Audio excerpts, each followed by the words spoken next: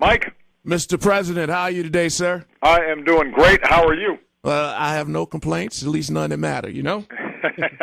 Well, I tell you what, every day where we wake up is a gift from God, and we are appreciative and grateful.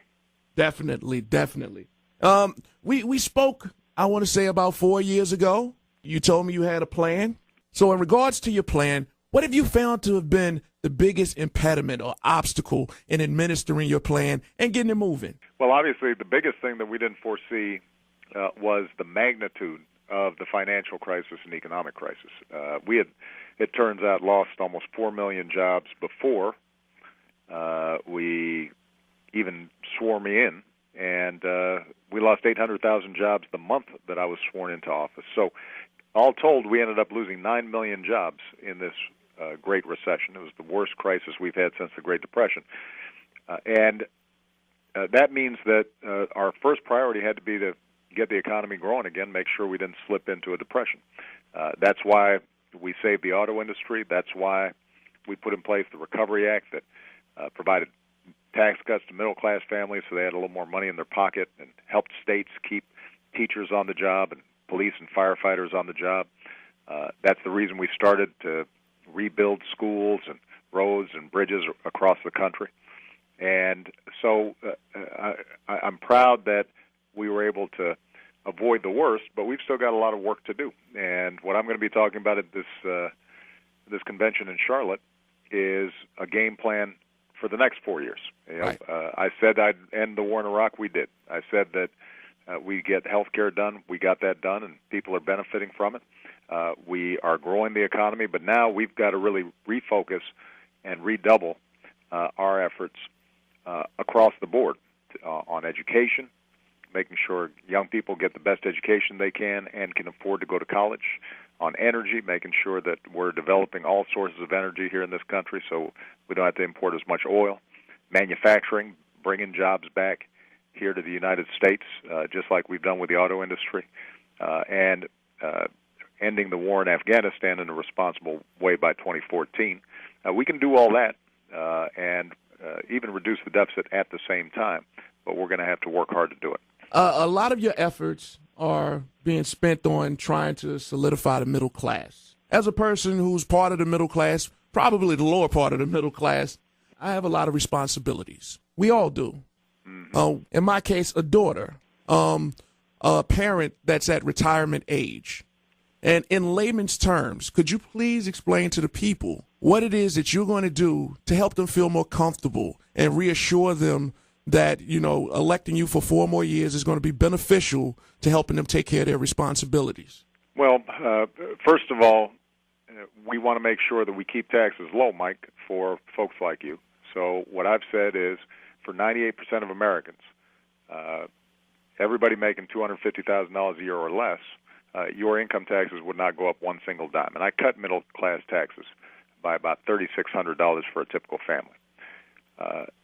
The second thing is to make sure, when you mentioned your mom, we've got to make sure that she's got Medicare and Social Security there for her, as has been promised.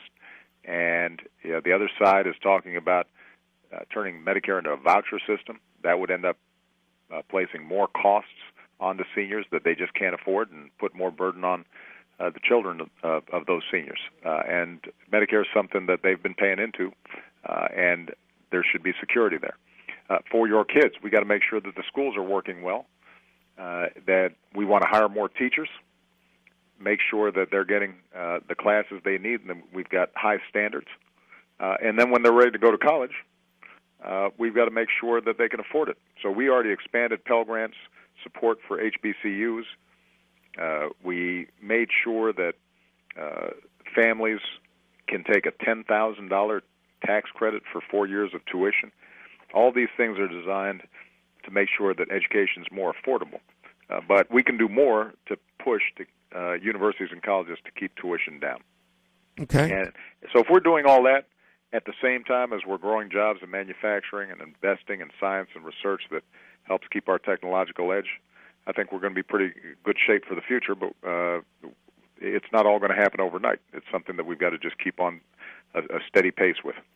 especially over the course of the next 4 years, right? Absolutely.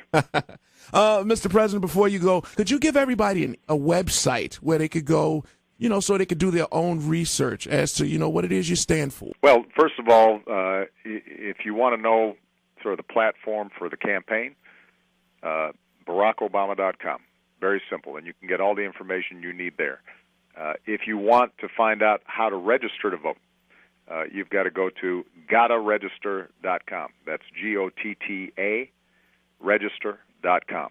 If you need then to find out how to vote, you go to GottaVote.com, and it will provide you all the information that you need. And obviously, if you want to know about programs that are related to the government, the White House, things that we've already done, laws that are already in place, you can always go to whitehouse.gov.